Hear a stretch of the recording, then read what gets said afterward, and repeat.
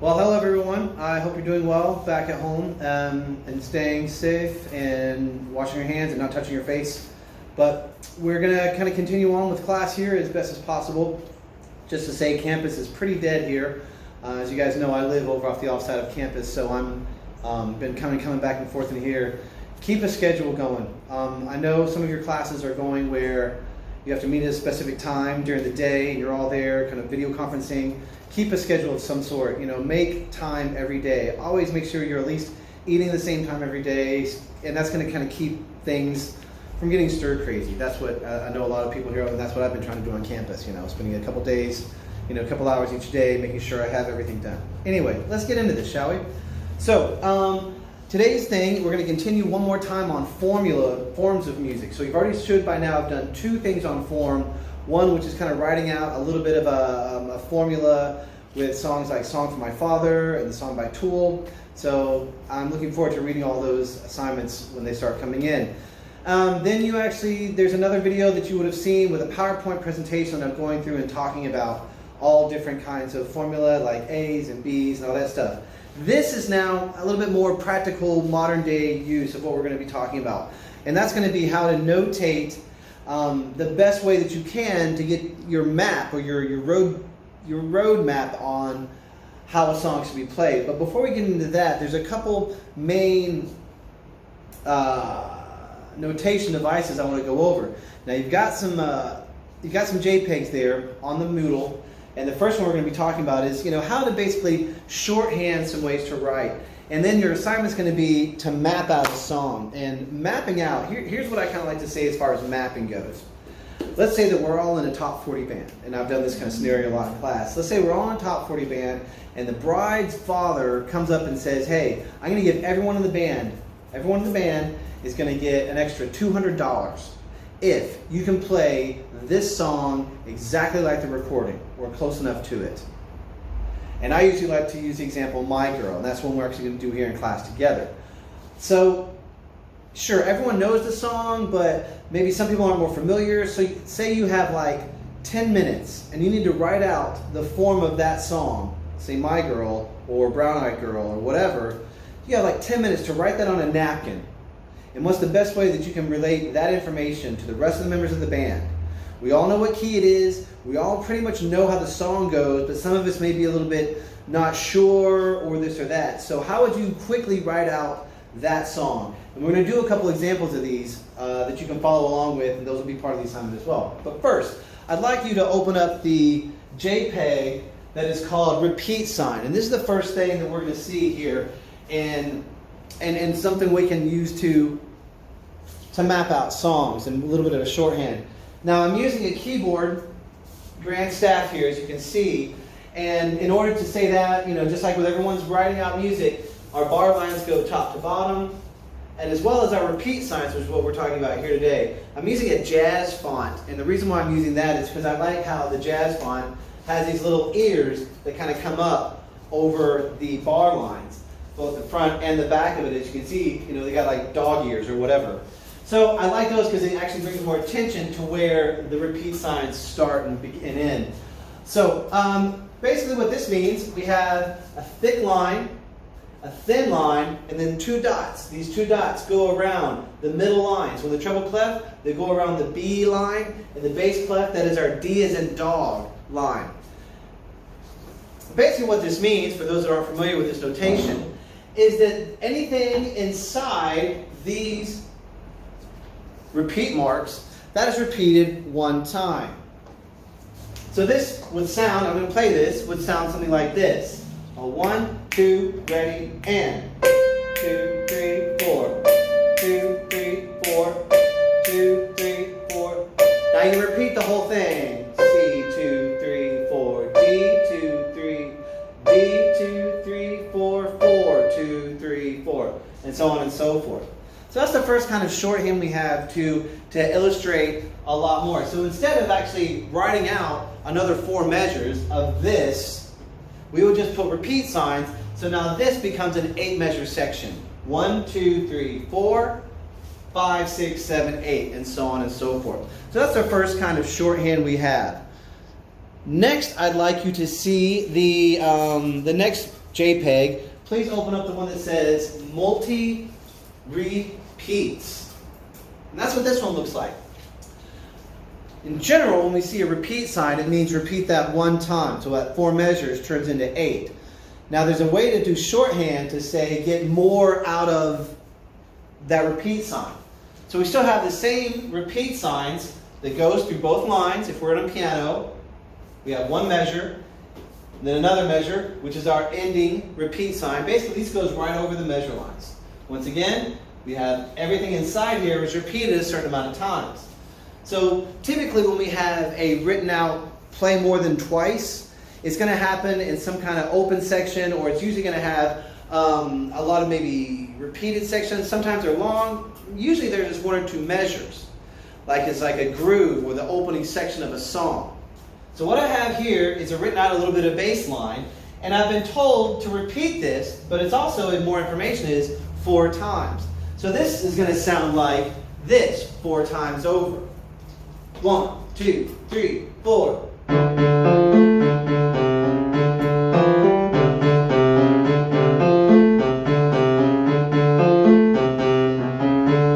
I'll try that again. My piano chops they're out of shape without being screwed. So I'm going to do it fast. 1, 2, 1, 2, 3, 4.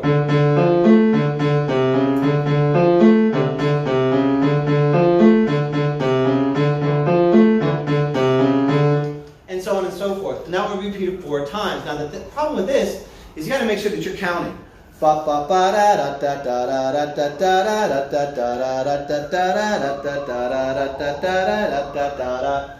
And so then any kind of like written information, as we would for our, yes, that hasn't changed around town. There's still a bunch of sirens that go on all the time. So any kind of written information we have to be aware of and be on that as well. Now, please open up the next JPEG that I would like you to open up, and it's called, the one that's called VAMP, V-A-M-P. Now, when we have the word VAMP written at the beginning of our repeat area, that means that this section is open-ended. It can go on and on and on and on and on again. This typically happens when someone's talking over that section, or it's like an improvised section. So that means when we have the word vamp, it's continuous. And usually vamps in by someone saying last time, or on stage, they give up a fist, and that means this is the last time.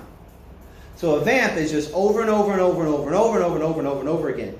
Vamps are usually used more in live music settings. For me personally, when I do a jazz gig, I say, hey guys, vamp on this, or vamp on this little groove. And while that's going on behind me, I may say, thank you ladies and gentlemen for coming out. On the bass we have so-and-so, on the drums we have so-and-so, on the piano, my name is this and that. Okay guys, 1, 2, ready, and the vamp's over. So this is much like a multi-repeat.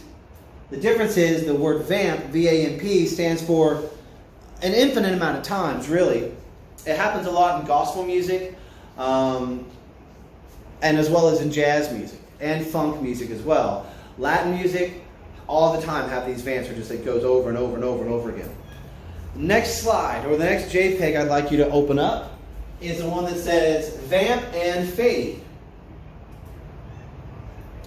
Now a vamp and fade means that it's going to go an infinite amount of time, but the fade part really has to do with the recording engineer process. So say if you're recording a song like, and you just want to kind of have this going over and over and over and over and over again, and the fade is where the sound just gets a little bit quieter and quieter. And this is what an engineer will do. They'll actually have the musicians play it over and over and over, like say like 17 or who knows however long, and then slowly the sound engineer will just shut off the microphones, bring everyone's levels down to 0.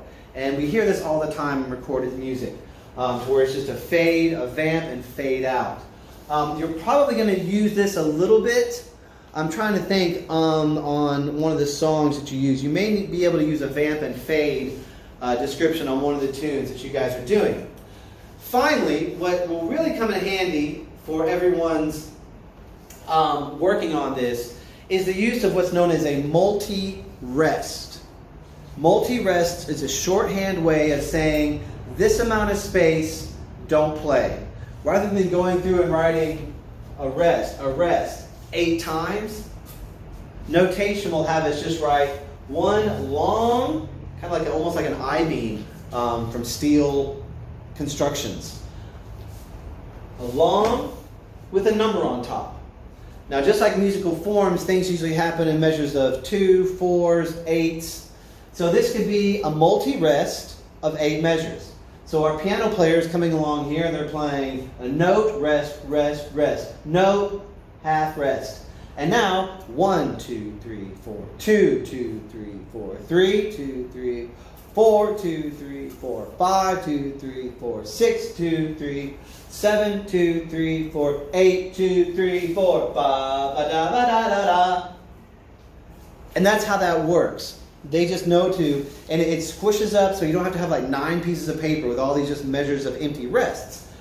These happen quite a lot in music, and they're very handy. They come in very handy. This is how I would like for you in our mapping that we're going to show in just a second on how our mapping is going to be using these measures rest. They're not going to necessarily indicate that nothing's going on, but it is indicating that this is a space of time. This is a space of time that we're describing. One last thing about multi-measure rests is the fact that we can also use them with, and this is the multi-rest with repeats JPEG that's there on the Moodle page. So this also has the same amount of rest and break as 8, because we have our repeat mark at the beginning, we have 4 measures of rest, we have a repeat mark at the end, which means we rest for 4, we come back and we rest for 4 more. This would indicate that we are resting for 8 measures total. Now, this can also happen as a vamp. This can say vamp, and just, if you're the instrument, you just don't play. You get to hang out during that vamp. Like say if you're a trombone player or the vocalist or a saxophone player, you don't play during that section. It can also be 6 times, 2 times, 9 times, whatever. It could also mean on cue, so just wait. And so that's how we're going to be using, these multi-rests is what I'm really going to be looking for in your assignments. They're going to be a long space. And we're going to do a couple of these together, but this pretty much ends this part of this. This video is going to end right here with the final descriptions of the rests and our shorthand, our multi-rests, our repeat signs, vamps, and fades out. So keep those in mind. The next video, we're going to do 2 of these together, which is the next video that's going to come up. First one we're going to do together is Brown Eyed Girl. And then we're going to do one more, which is an old jazz tune, which kind of brings up a little bit, a couple more issues.